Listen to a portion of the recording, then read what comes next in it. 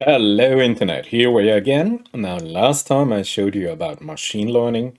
Now we are about deep learning and we are here in the Databricks Community Edition. We have our cluster spun up and we have a cluster with one node. It's a free community cluster. We have runtime 10. Machine learning, we are here in the machine learning persona. And for the workspace, we have here getting started with notebook, Jupyter Notebook, provided by Databricks. So here we have our cluster, detach and reattach our cluster. And I suppose we are up and running. So let's go. Uploading commands, import TensorFlow, import MLflow, Keras. Load and pre-process data. We have here the housing data from scikit-learn. We have an 80-20 split between training and testing, you are familiar with. Just waiting for TensorFlow and MLflow Keras to load, to import. Running command, come on. We go on. Feature scaling is important. We have here the standard scaler.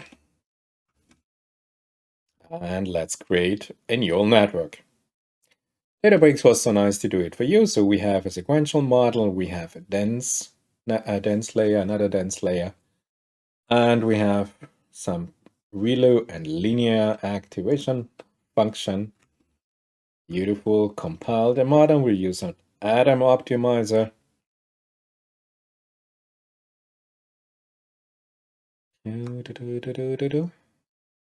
Where are the callbacks? This is nice. So we have here 35 epochs. Well, it's a little bit intense. Oh yeah, it goes. It is 1 second. Okay. 1 second is nice. Flow run. Yes, save best only is true. Beautiful. And then what we have, a TensorBoard command for Databricks runtime 7.2 and above.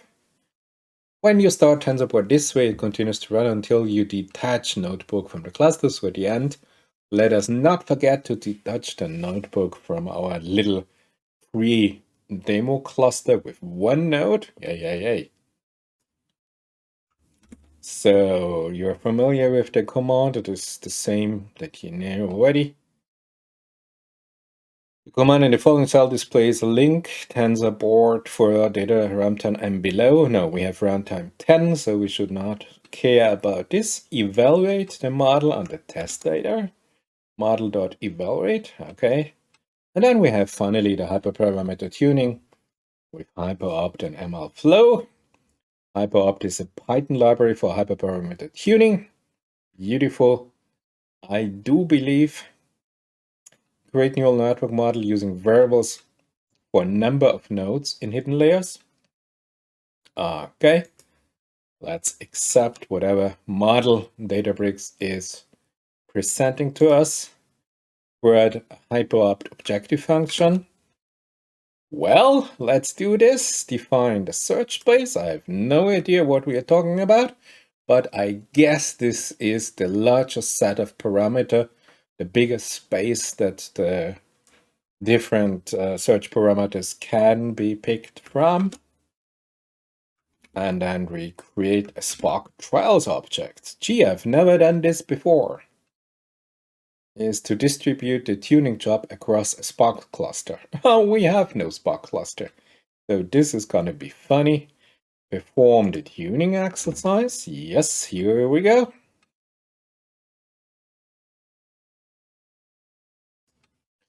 Okay. Hello, running command. Here we go. Maximum relations 30. Okay. Spark jobs are running. Logged 8 runs. 0-30. Come on, give me a time. Give me a time. Don't give me a time. Ah, come on, the first run can be that complicated.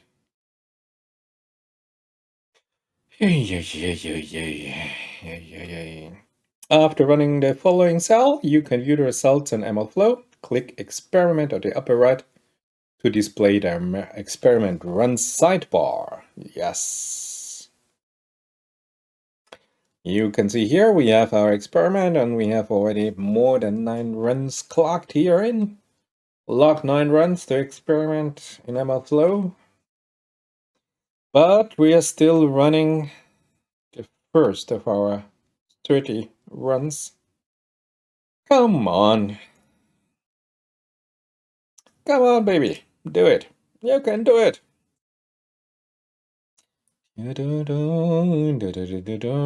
Okay, where we go on. It will catch up later. Part number 3. Use the best set of hyperparameter to build a final model, of course. Whatever is the best hyperparameter the system comes up with, we want to see our hyperparameter. And then what we do, first layer, second layer, learning rate, and the optimizer. Hyperopt space evaluator, space hyperparameter. Okay, so we define here. We include the best parameters, get, optimize, and update with learning rate value. Keras optimizer. Okay, learning rate equals learning rate. Whatever the learning rate is defined here. Our hyperopt optimizer, the best parameter, hyperparameter for the learning rate, is integrated here, waiting to run. And then we create a new model with the new hyperparameters. We say, yeah, great. We have the same optimizer here now. Optimizer is optimizer learning rate. The optimizer call, get attribute, get attribute optimizer is here. I would like to see which optimizer the system found, but since we are still running, we have to wait for the optimizer. Here, when autolog is active, MLflow does not automatically end the run. We need to end the run that was started before starting and autologging a new run. Okay. We don't want to have a new run.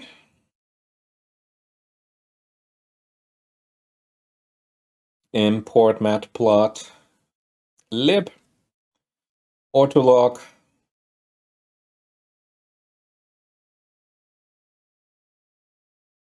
new model, artifact, year, register, predict, observed value. And then we have registered the model in MLflow to use the model to make prediction. This we already know how that is done. Load the model for inference to make prediction. Yes, of course. And then we clean up, stop TensorBoard, database utilities, TensorBoard.stop, and this is it. And now we just have to wait here before we can use the best hyperparameters that we find. And as you can see here, we have 8 of 30. Oh god, this is gonna take some time, I suppose. Since we're already 8.5 minutes into this video, I just pause here for you, and we will be back in a second with the results. And while we're waiting for the code to execute, I used the time to learn about Hyperopt. And as you can see here, I found Microsoft Azure, a documentation on Hyperopt concepts. An example illustrating how to use Hyperopt in Azure Databricks. Beautiful. You use function minimum to execute a Hyperopt run. The arguments for function minimum are shown in the table. So here we go. Fn of objective function. Hyperopt calls this function with values generated for the hyperparameter space provided in the space argument. So you define a limited space, and within this space, this function looks for values. Okay. This function can return the loss as a scalar value or in a dictionary. Okay.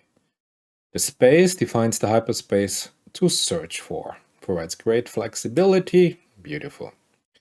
The search algorithm to search the space.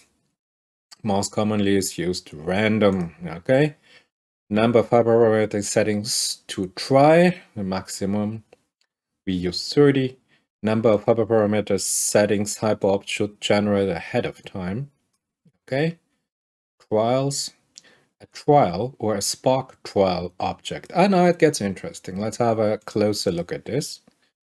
A SparkTrial, we have a SparkTrial when you call single machine algorithms such as scikit-learn methods in the objective function. Yes, we do this. This is what we use. So SparkTrials when you call single machine algorithms such as scikit-learn methods. Use trial when you call distributed training algorithms such as MLlib or Hyperopt in the objective functions. Okay, single machine algorithms scikit-learn, this one, and trials, and not SparkTrials when you have a distributed algorithm such as MLlib. Early step, okay. Here we go again. The SparkTrial class. SparkTrials is an AP developed by Databricks that allow you to distribute a Hyperopt run without making any other changes to your Hyperopt code. SparkTrials accelerates single machine tuning by distributing trials to SparkTrials. Note, is designed to parallelize computation for single machine learning models such as scikit-learn. For models created with distributed ML algorithms such as MLlib, do not use it. Okay, we know this now. Okay. SparkTrials takes two optional arguments, parallelism and timeout. Yeah, of course, implementation. Okay, so we used the time and had a look Hyperopt. We learned a little bit about Hyperopt. Great. So let's go back to our algorithm. You see, okay, we finished. And the best set of hyperparameters after this short time is the number of nodes, 4. The dense L1 is 30, for L2 is 16, the learning rate is 0.01, I would say, and the optimizer is, of course, Adam, not a big surprise. Then we define the first layer, the second layer, our optimizer, as we already told you. The code is, the sequence is already executed. We define our optimizer and our learning rate we found above. Then we create a new model. Already done in 0.04 seconds, and we compile the model. So here we go now. Now we're back live here. Then we have to end the run. Beautiful. If you tell me that I have to end the run, here we go. And then I just want to have a visualization starting. Running command. Here we go. 35 epochs, we're at epoch 10. Yeah, so it's about another 20 seconds. Beautiful. So we let it run. Meantime, we look ahead, register the model in MLflow. Yes, of course, we could do this. Load the model and clean up. This is all nice, all cute, but what we are looking for, what we are waiting for is that it finally gives us a visualization. And here we are, this is it. After 45 seconds, here we have it. Observed value and predicted value. Yeah, it's quite nice. I mean, it is not perfect at all, but for a first run, this was on a single node. I mean, not bad for a first run. Okay, seems that the system is working. And I suppose this is it. We have a first result on our machine learning notebook. We use quite a lot of features, and the official title was Getting Started with Deep Learning in Databricks, an end-to-end example using TensorFlow Keras, Hyperopt and MLflow.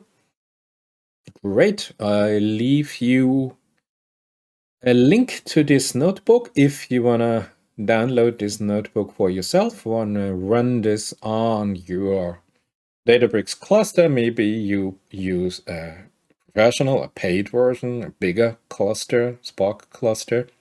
Of course, we will get much better results.